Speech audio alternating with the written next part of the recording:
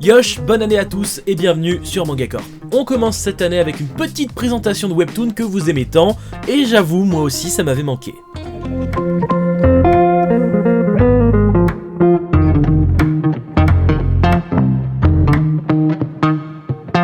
Alors de base, je voulais vous parler de webtoons originaux avec des scénarios vraiment qui sortent du lot, et finalement, on se termine avec un titre comme vous l'avez vu, c'est-à-dire, voilà, encore des webtoons avec des héros puissants, mais écoutez, que voulez-vous, il en sort plein, et ils sont tous aussi bien les uns que les autres. Mais avant ça, le sponsor de la dernière vidéo webtoon nous fait le plaisir de revenir, je parle bien sûr de Red Shadow Legends. C'est encore et toujours le RPG du moment. Des dizaines de millions de personnes y jouent déjà, alors permettez-moi de vous expliquer pourquoi vous devez être parmi ces derniers. Déjà, sachez une chose. Raid est sur mobile, mais aussi sur PC. En clair, il est disponible partout et surtout gratuitement. Ces millions de possibilités de personnalisation de champions rendent le jeu vraiment attractif, et des champions vous allez en découvrir beaucoup, parce qu'il y en a plus de 460 uniques à collectionner. Vous pourrez ensuite prendre part avec ces derniers dans d'épiques batailles. Que ça soit les combats de boss à retrouver dans les donjons, ou encore 12 scénarios de la campagne principale, on peut dire que vous allez en avoir pour votre argent. Ah bah non, c'est gratuit. Vous souhaitez jouer avec d'autres personnes ?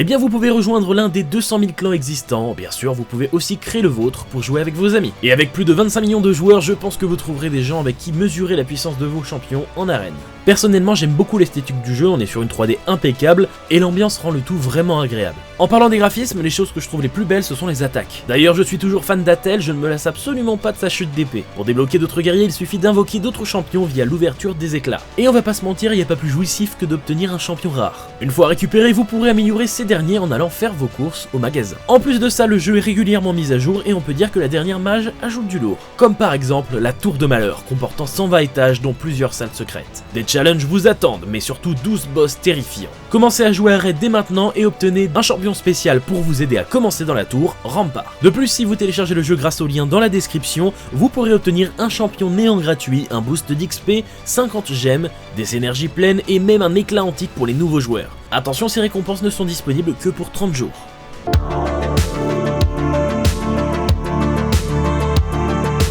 Ça fait un moment que je souhaite vous parler de ce webtoon parce que franchement il en vaut la peine, c'est quelque chose de vraiment particulier parce que je pars souvent sur des webtoons de fantasy et pour une fois, là on reste dans la vraie vie, même si le gars est un petit peu au-dessus. On va pas se mentir. Déjà pour parler du synopsis, on va parler de ce chapitre 0 qui est juste incroyable, qui annonce tout de suite la couleur, que ça soit par les dessins qui sont juste fous, ou par ce héros qui est d'une badassitude, et surtout, qui est vraiment trop cheaté. Ce premier chapitre met en scène une mission de sauvetage, où on va voir notre héros qui va sauver donc d'autres militaires, et c'est là qu'on va se rendre compte que le gars est expérimenté, et à la fin, on découvre, à la surprise du militaire d'ailleurs, que c'est un jeune, que c'est un lycéen qui doit avoir 16-17 ans, pas plus. Donc évidemment, ce côté mystérieux marche énormément, on se dit vers où ce titre va partir en fait, et finalement, à la fin du chapitre 0, on revoit notre héros, mais dans un lycée.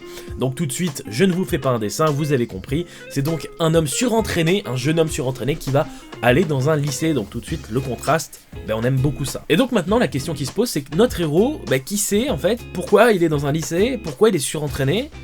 Eh bien sachez en fait qu'il est mort. En effet, durant sa jeunesse, il a pris l'avion avec ses parents et ce dernier s'est écrasé. Personne n'a survécu, du moins c'est ce qu'il croyait, et donc la Corée du Sud, son pays natal, l'a considéré comme décédé. Il s'est retrouvé en zone de guerre et a dû apprendre à survivre par ses propres moyens. Vous faites donc le rapprochement, il est devenu surentraîné, il a dû intégrer une milice ou une armée privée, je ne sais pas, et donc le voilà de retour dans son pays natal pour revoir ses proches qui sont morts en fait étant donné que ses parents sont décédés, mais il restait quand même son grand-père et sa sœur.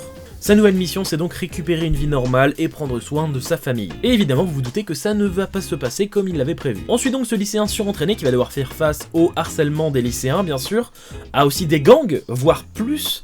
Et c'est là que c'est intéressant, parce que évidemment, il est plus fort qu'eux, mais il ne va pas se contenter de foutre des poings dans la gueule et de piquer un flingue et de buter tout le monde. Non, on est sur un personnage qui va réfléchir et c'est toujours intéressant de se dire, ok, un personnage est très fort, mais dans la vie, il suffit pas de foutre des coups de poing dans le visage des gens pour se faire respecter. Notre héros va devoir faire face à des gens puissants, et pour ce faire, il va falloir réfléchir et pas user de ses points constamment. Toujours sur le protagoniste, pour ma part je le trouve vraiment très attachant, pas forcément par son comportement étant donné que il a un visage très impassible en fait, et qui donne quelques petits sourires parfois à sa famille, mais sans plus, mais c'est d'ailleurs justement ce lien qu'il a avec sa famille qui le rend très attachant, étant donné que justement il fera tout pour elle, en fait, surtout pour sa sœur qui va avoir quelques soucis, mais lui, justement, il va les régler ses soucis.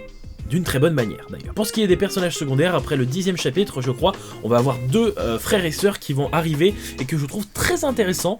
Donc on sait pas vraiment où ça va mener parce que pour l'instant il n'y a que 15 chapitres de dispo. D'ailleurs c'est traduit grâce à la team SH Project, donc merci beaucoup à vous. En tout cas voilà une œuvre que je conseille, que d'ailleurs je pense que certains connaissent déjà. N'hésitez pas à mettre votre point de vue en commentaire, ça me ferait plaisir, et on passe à la suivante.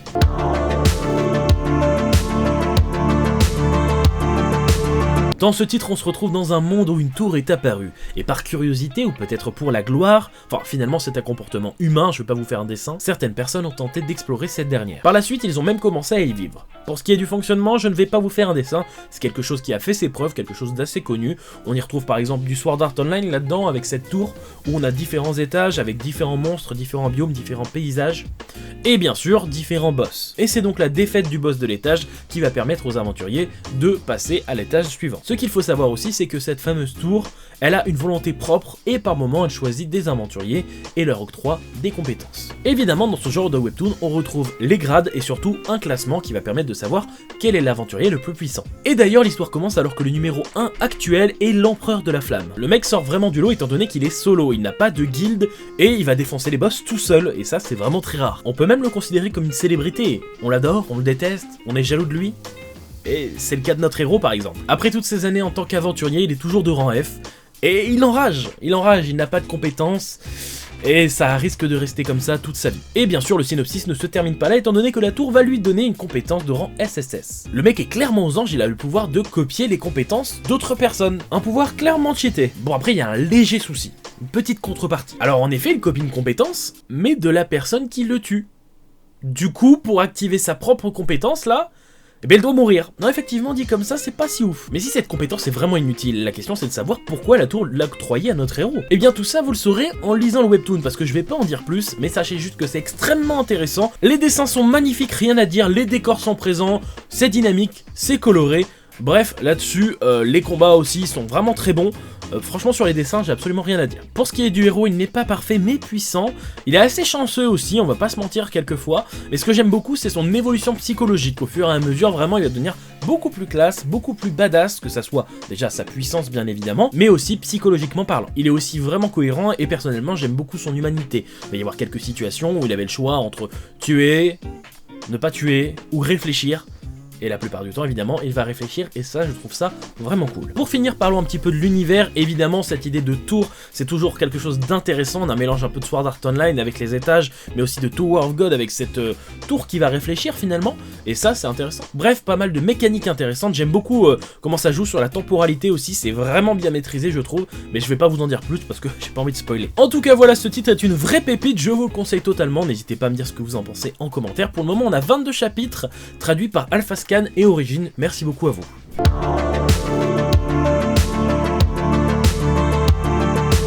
Ce webtoon est vraiment spécial. La première fois que je l'ai lu, j'ai pas été très impressionné en fait. Les premiers chapitres sont assez lents et finalement je me suis dit bon, qu'est-ce que ça va donner? Est-ce que ça va vraiment être stylé? Et oui, ça l'est. Oui, ça l'est. C'est vraiment la quintessence de la badassitude, ce webtoon, mais aussi de la rage. Et je trouve que les dessins vont très très bien avec l'histoire, mais on va en parler justement de l'histoire. Après avoir été battu et mis dans le coma par 8 camarades de classe au collège, Se-young s'est réveillé après 9 longs mois. Déjà, prenez la température. Ok, dites-vous que le gars, il est agressé au collège, harcelé, par 8 camarades de classe, donc quand même faut être 8 dessus. Le gars est déjà une victime, et les gars ils sont 8 dessus.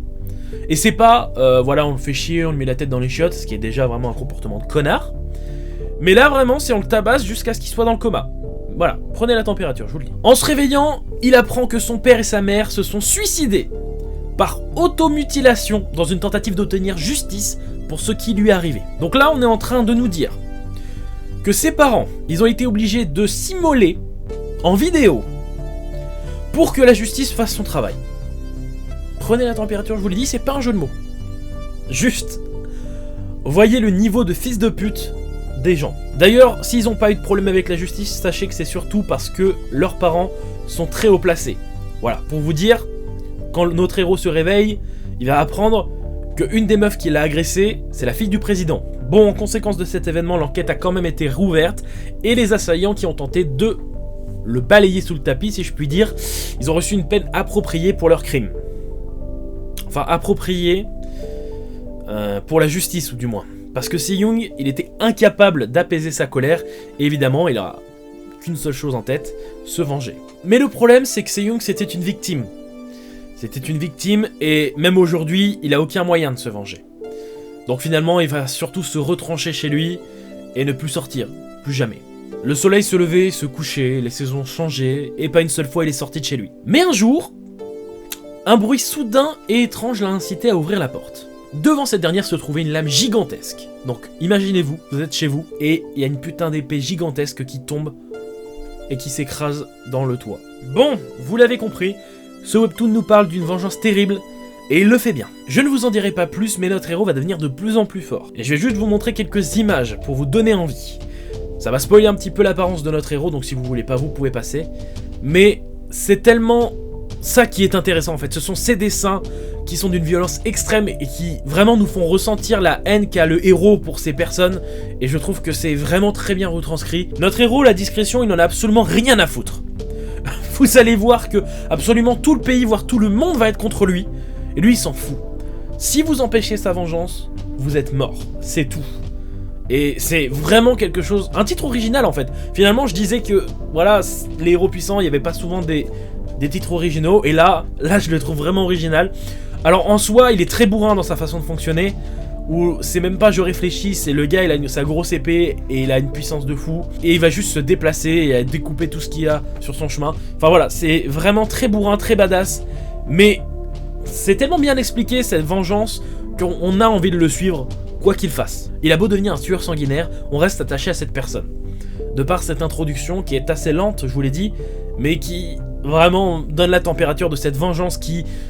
on a envie vraiment de voir ces gens éclater au sol. Voilà, c'est tout. En tout cas, voilà, c'est un titre que je vous conseille qui sort vraiment du lot, qui peut être pas incroyable sur certains points, voilà, sur l'évolution de certains personnages, mais voilà, sur ce qu'il propose, il le fait bien. Il le propose bien. On a une vengeance qui est une vraie vengeance, là. C'est clair. Pour le moment, il y a 49 chapitres de traduits par Pandascan, donc merci à vous. Voilà, c'est un titre que moi j'apprécie beaucoup. N'hésitez pas à me dire ce que vous en pensez en commentaire. Je suis assez curieux pour celui-là parce que il est vraiment particulier. Et voilà, cette présentation de Webtoon est déjà terminée. Si vous en voulez d'autres comme d'habitude, vous me le dites en commentaire et vous likez la vidéo.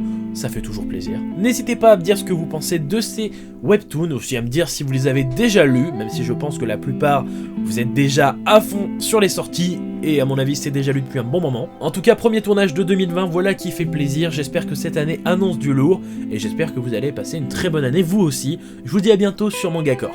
Yosh!